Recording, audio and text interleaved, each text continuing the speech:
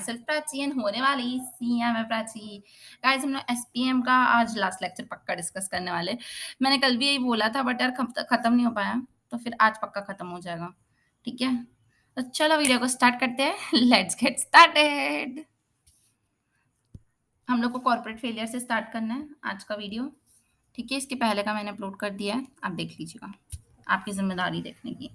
ठीक है, तो कॉर्पोरेट फेलियर क्या होता है, क्या समझते हो कॉर्पोरेट फेलियर से? फेल हो जाना। ठीक है, तो फेल एक इंसान कैसे कैसे हो सकता है? मैनेजमेंट की वजह से भी हो सकता है ना। ठीक है, और उसकी मतलब हो सकता है ना, बहुत सारी टाइप की गलतियां हो सकती है कॉर्पोरेट फेलियर में। तो एक तो मैनेजमेंट ही अच्छे से डिसीजंस नहीं ले रहा है, या मार्केट हमारा साथ नहीं दे रहा है, या फिर ऐसे कोविड आ जाता है। तो यार कोविड में तो गलती नहीं थी ना किसी इंसान की एक स्पेसिफिकली, बट फिर भी से ऐसे सरकमस्टांसेस ही ऐसे हो गए कि कोलैप्स हो गई, बहुत सारी कंपनियां, बहुत सारे बिजनेस शट डाउन हो गए। ठीक है, तो वो सब कॉर्पोरेट फेलियर होते हैं।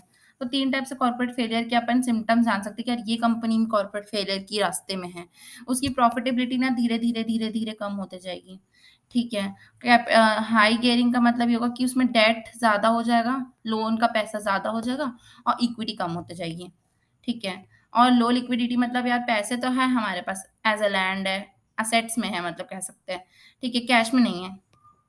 तो ये 3 कारण हैं जिससे हमको पता चल जाएगा कि हमारी दुनिया फेल होने वाली है।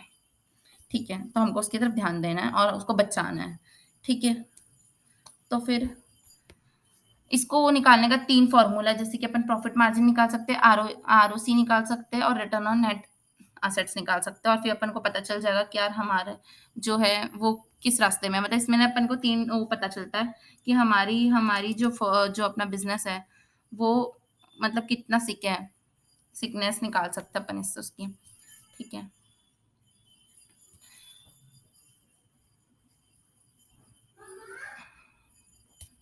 आगे बढ़ते हैं। जैसे कि एक टेक्निकल कॉज़ हो सकता है। जैसे कि टेक्निकल कॉज़ क्या होगा कि यार टेक्नोलॉजी चेंज हो गई बहुत सारी, उसकी वज़ह से अब आपका बिज़नेस नहीं चल रहा है। जैसे कि एकदम मस्त एग्ज़ाम्पल मैं देती हूँ कि बहुत सारे ऑफ़लाइन टीचर्स हैं जो कि कंफर्टेबल नहीं है ऑनलाइन पढ़ाने में। तो टेक्नोलॉजी की चेंज होने की वज़ह से उन लोग का बिज़नेस में बहुत इफ़ेक्ट आया है। वो लोग बहुत अच्छे टीचर हैं, टीचिंग में कोई प्रॉब्लम नहीं है, बट वो लोग ऑनलाइन नहीं पढ़ा पा रहे हैं। वो एनवायरनमेंट के साथ घुल-मिल नहीं पा रहे, जिसकी वज़ह से उनका बिज़नेस में लो प्रॉफिटेबिलिटी हो रही है। तो टेक्नोलॉजी को हो सकता है। वर्किंग कैपिटल प्रॉब्लम हो सकती है, मतलब जैसे कि पैसों की कमी की वजह से हम अपने बिजनेस की डे टू डे वर्क भी नहीं कर पा रहे हैं और उसके वजह से हम लोग को नुकसान हो रहा है। इकोनॉमिक डिस्ट्रेस मतलब तो वही होता है जैसे कि बाहर मतलब मार्केट ही स्लो डाउन हो रहा है, मार्केट में ही कमी आ रही है। तो उसकी वजह से जैसे कोविड की वजह से हमारा जो एटमॉस्फेयर है सब वो सब डाउन होते जा रहा है एकदम।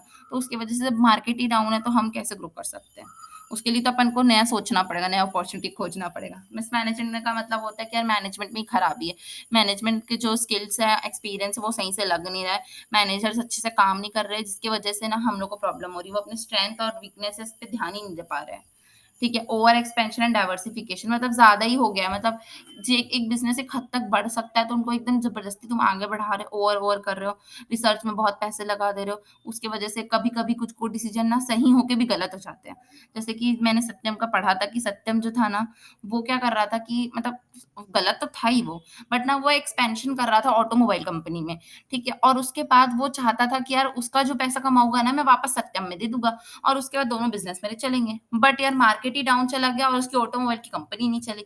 उसकी कंपनी चली नहीं तो पैसे आए नहीं, तो सत्यम के बारे में सबको पता चल गया। तो यार ओवर एक्सपेंशन करने वाला था, वैसे उसका व्यू अच्छा था, भले इंटेंशंस गलत थे, बट ओवर एक्सपेंशन की वजह से ही उसको पूरा प्रॉब्लम हुआ। ठीक है, अगर ओवर एक्सपेंशन हो जाता सही से, तो किसी को पता ही नहीं चलता कि क्या स्कैंडल हुआ था। ठीक है, fraud by management, management fraud करता है अपने पर्सनल वो यार क्या बोलते हैं उसको, लालच, लालच। पर्सनल लालच की वजह से, ग्रीडीनेस की वजह से ऐसी-ऐसी गलतियाँ कर देता है कि कॉर्पोरेट कोलैप्स हो जाता है। जैसे कि मैनेजमेंट में अगर कुछ ऐसे ग्रीडी पीपल बैठ गए और वो मैनिपुलेट कर दिए स्टेटमेंट्स, तो वो यार बहुत नुकसान हो जाता है उस वजह से। कितने सारे फ्रॉड अपन ने देखे ही हैं। ठीक है? जो स्ट्रक्चर है बोर्ड का वही पुअर है, मतलब वही अच्छे से नहीं चल रहा है। उन्हीं लोग को ज़्यादा कुछ बिज़नेस चलाने का पड़ा नहीं है, उन्हीं लोग एफर्ट्स नहीं डाल रहे हैं, तो फिर कैसे चलेगा? या फिर ऐसे भी कह सकते हैं कि कुछ-कुछ लोग के ऊपर एकदम डोमिनेंसी है और उन लोग एकदम राज चला रहे हैं सबके ऊपर और कंपनी अच्छे से चल नहीं पा रही है। फाइनेंशियल डिस्ट्रेस मतलब पैसों की कमी हो गई यार, हम लोग परफ़ॉर्म ही नहीं कर पा रहे अपने अपने बेटर परफ़ॉर्मेंस। जैसे कि इसका अच्छा एग्ज़ाम्पल ये है कि कोई बच्चा टैलेंटेड तो बहुत है, है ना? बट यार उसके पास पैसे नहीं है कोचिंग मतलब कोचिंग तो नहीं, आप कह सकते हैं कि फॉर एग्ज़ाम्पल मैं बहुत अच्छा एग्ज़ाम्पल देती हूँ, सीएमए करना है किसी बच्चे को, अब सीएमए के लिए कोचिंग करना तो ज़रूरी नहीं है, बट उसकी रजिस्ट्रेशन फ़ीस, फॉर्म फ़ीस तो भरना ज़रूरी है ना, तब तो करोगे। बट अगर वो बच्चा टैलेंटेड है, वो पढ़ना चाहता है, बट वो फ़ी भी पे नहीं कर सकता उतनी, तो उसको फाइनेंशियल डिस्ट्रेस है, उसकी वजह से वो सक्सेस नहीं कर पा रहा है अपनी जगह पे, ठीक है? तो फिर कॉजेज़ ऑफ सिकनेस पड़ता है, अपन क्यों होता है ये सब, तो अपन को ना सबसे पहले तो ये देखना कि prevention is better than cure, मतलब बीमार होने के बाद ठीक होने से अच्छा पहले से ही अपन सेफ्टी मेजर्स ले लेते हैं।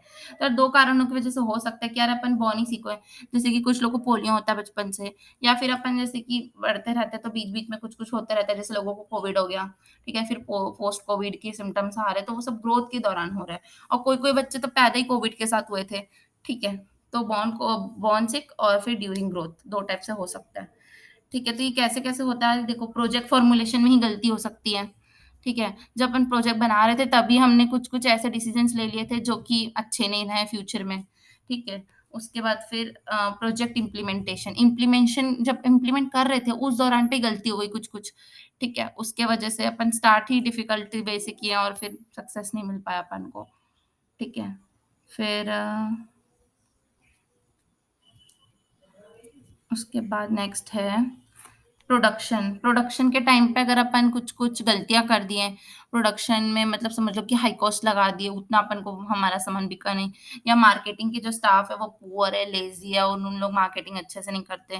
फाइनेंस में दिक्कत है, पैसों की कमी की वजह से बिज़नेस चल ही नहीं सकता, वो प्रॉब्लम हो रही है, या फिर अपना पर्सनल एडमिनिस्ट्रेशन ही, जैसे कि कहीं-कहीं पे ना कोई-कोई कोचिंग सेंटर में देखी हूँ मैं यार, पढ़ाते बहुत अच्छे सर लोग, बट ना वो लोग एक पूरा पार्टनरशिप फॉर्म में काम करते हैं, तो उसमें एडमिनिस्ट्रेशन भी रहता है, और एडमिनिस्ट्रेशन के जो लोग रहते हैं ना, उन लोग निहायती कामचोर रहते हैं, मतलब उन लोग बुक नहीं भिजवाते हैं, अच्छे से कम्युनिकेट नहीं करते स्टूडेंट से, जिस वजह से बच्चे एकदम ज़्यादा वो हो जाते हैं, मतलब उन लोग चाहते ही नहीं कि यहाँ से कोई खरीदे क्लासेस, और उस वजह से सर जो अच्छा पढ़ाते हैं, वो अच्छे से नहीं चल पाता। मतलब एडमिनिस्ट्रेशन भी बहुत ज़रूरी है, जैसे कि कोई बिज़नेस है और बिज़नेस में अगर आप कॉल करके रिसेप्शनिस्ट से बात करते हो और अगर वही अच्छे से बात नहीं करेगी, तो आप इंप्रेशन ऐसे अच्छे इंप्रेशन जब पहले में ही नहीं पड़ेगा, तो तुम आगे क्या ही कर सकते हो। ठीक है। आई होप आपको समझ में आ रहा होगा। मैं ना एकदम कन्फ्यूज़ रहती हूँ कि आ रहा है कि नहीं आ रहा है। आप लोग प्लीज़ कमेंट करके मुझे बताइए। उसके ज़ेड स्कोर मॉडल है, ज़ेड स्कोर का ये मॉडल है। इसका फ़ॉर्मूला है जिसको आपको लर्न करना पड़ेगा। इसमें से एग्ज़ाम में आते हैं थ्योरी क्वेश्चंस, ठीक है? एक एमसीक्यू के लिए बता देती हूँ, 33 फेलियर, 33 नॉन फेलियर ये था, और 22 इसमें काउंटिंग रेशियोज़ थे, ठीक है? ये अंकल ने बनाया था, हमारे अंकल ने। कौन है उनका नाम? जो नाम है एयरमैन, उनका नाम को आपको याद रखना है, और उन्होंने ये हमको थ्योरी दी है जेड स्कोर की, जिनको आपको अपन को पूरा याद कर लेना है। इसके साथ हमको ये भी पूरा लर्न करना है, ठीक है? इन्होंने 3 ठोक दिया है, तीनों को आपको अच्छे से याद करना है। इसी के साथ हमारी वीडियो यहीं पे खत्म होती है। एसपीएम आज हमारा पूरा खत्म हो चुका है। आई होप आपने सारी वीडियोज़ देखी हो। अगर आप नहीं देखे तो प्लेलिस्ट बना दी हूँ मैं, आप प्लेलिस्ट पे जाके देख लीजिएगा। Thank you for watching my videos, thank you for sharing, thank you for everything. Bye bye. Love you all, stay healthy, stay happy.